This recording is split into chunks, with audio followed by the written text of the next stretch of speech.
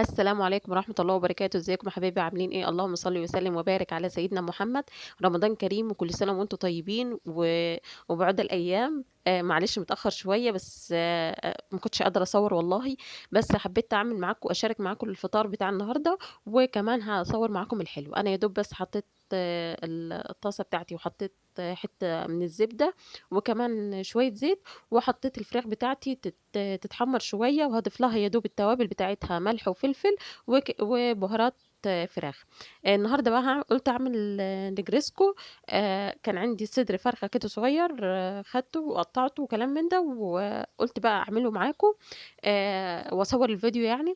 بُصّوا، هو من أول رمضان طبعًا أنا الأسبوع بتاعي أو الشهر بتاع رمضان يعني لازم يكون في أكلات شعبية وأكلات بلحوم، زي بقية الشهور يعني. وخصوصًا السنة دي كمان، يعني مش كتير أوي لحوم يعني، في أيام عدس، في أيام كشري، في أيام مش عارفة إيه، في رمضان في رمضان، تمام. دلوقتي بقى يعني باعمل بشاميل، حطيت 5 معالق من الدقيق، وحطيت قطعتين من الزبدة، وحطيت حتة زيت صغيرة كده، وباقلّبهم باقلّب الدقيق، أنا باحب أحمّص الدقيق بتاعي كويس أوي، ما باحبش أعمله ني في ني عشان باحس إن طعم الدقيق باين، تمام. هانزّل بقى اللبن، ولو عندِك شوربة ضيفي شوربة، ولو عندِك مَيّة ضيفي مَيّة، تمام، وضيفي كمان مرقة، يعني الموجود عندِك، تمام.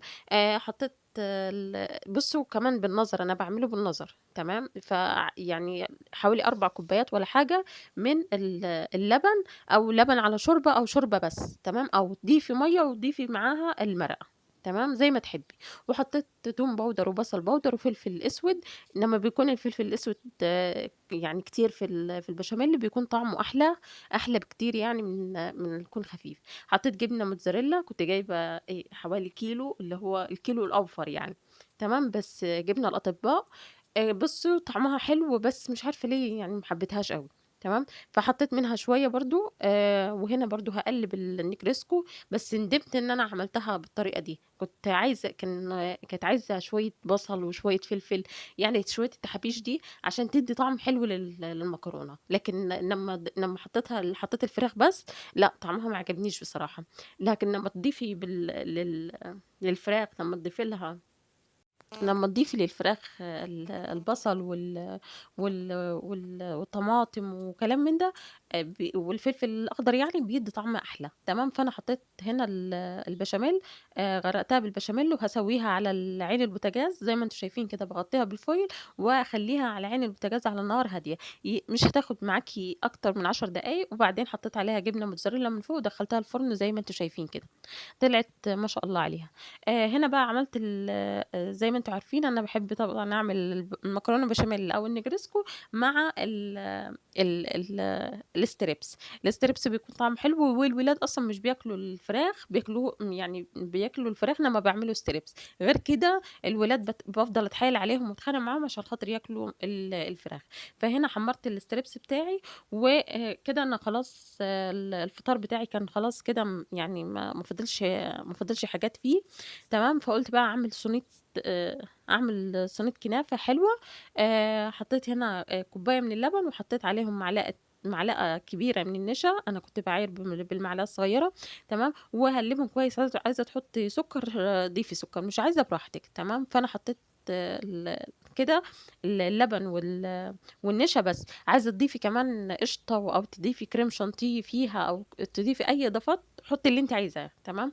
يعني معاكم الحرية.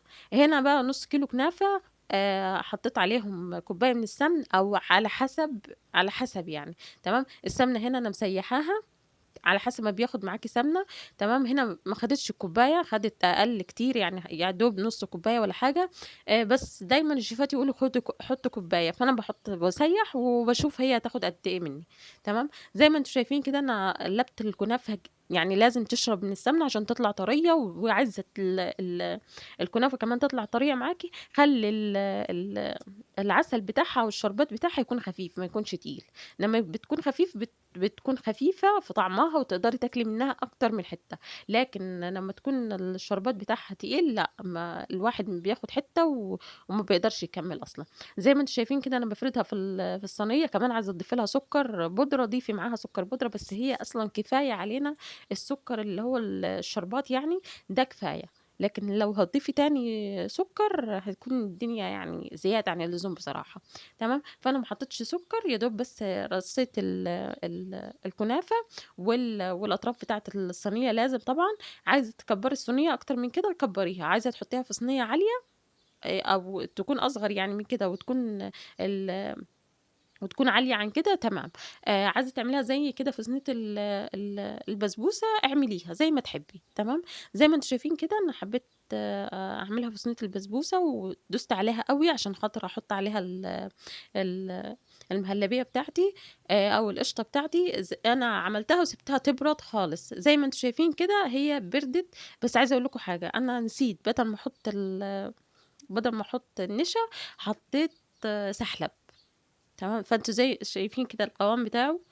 نسيت خالص مش عارفة إزاي يعني، بس الدنيا صيام وكده يعني مش عارفة إزاي ما ركّزتش غير وأنا باحط وأنا يعني في اللحظة دي. تمام، وأنا باحط المهلبية على الكنافة. تمام، لولا ما ركّزت إن أنا أصلًا حطيت سحلب مكان النشا. فما علينا يعني، هي طلعت حلوة والله مش يعني ما طلعتش وحشة، كده في نشا وفي رز وكلام من ده. تمام، زي ما أنتم شايفين كده ما شاء الله يعني حطيت الباقي الكنافة وبس، يا دوب إيدي كده خفيف دبّيت عليها من فوق وهادخّلها الفرن. طبعًا أنتم شطّار وأحسن منّي أكيد عملتوا أحسن منّي كذا مرّة يعني. تمام، زي ما أنتم شايفين كده أدخّلها الفرن. وعايزة أقول لكم ابني واقف جنبي كان بيساعدني على طول، هو الحمد لله يعني في الدنيا رمضان وصايم وكده، فبيدخل معايا المطبخ أحيانًا يساعدني عشان يهرب من المذاكرة طبعًا. تمام، فهادخّلها الفرن على درجة حرارة 180 وبعدين بقى هاطلّعها معاكم. دلوقتي الفطار بتاعي أهو الستريبس بتاعي وال والمخلل. وكمان حط اشتريت شيبسي طبعًا مش اللي تبع المقاطعة خالص. جِبت كمان زي ما أنتم شايفين كده النجرسكو شكلها حلو. بس بصراحة لمّا تضيفي لها بصل وتضيفي لها فلفل هتكون أحلى كتير من دي. تمام، ده الفطار بتاعنا ويا دوب عملت عصير جوافة. تمام، جوافة بس كده مش جوافة باللبن. تمام، اللي هو سكر وجوافة وبس كده ومَيّة. تمام، حتى مَيّة من الحنفية كمان مش مَيّة ساقعة، لإن الجو برد عندنا. فمش يعني اليومين دول البرد، فمش بنشرب مَيّة من التلاجة. تمام، هنا خلاص المغرب خلاص كان يا دوب على أذان فاضل له 5 دقايق، فحضّرت الفطار الحمد لله. وكمان طلّعت صينية ابني حَط الفوانيس عشان خاطر يبيّن إن إحنا طبعًا في رمضان وكده، عشان إحنا ما صوّرناش في رمضان خالص. بيحُط الفوانيس عشان يدّي للفيديو يعني فرحة رمضان. بيفكّر ابني كويس. تمام، كل سنة وأنتم طيبين ورمضان كريم عليكم وربنا يعود عليكم الأيام بالخير يا رب. ال ال الكنافة بتاعتي أهي بعد ما شرّبتها حطيت لها الشربات وكده. بُصّوا ما شاء الله هديت وبردت خالص، فعشان كده باقطّعها. لازم تتقطّع وهي باردة زي ما أنتم شايفين كده يعني حلوة خالص الحمد لله. أشوفكم على خير إن شاء الله في فيديو جديد، ويا رب يكون يعني رمضان سعيد وعليكم يا رب. وأشوفكم على خير إن شاء الله في فيديو جديد. أتمنى منكم الاشتراك في القناة ولايك للفيديو لو عجبكم. وأشوفكم على خير إن شاء الله في فيديو جديد، والسلام عليكم ورحمة الله وبركاته.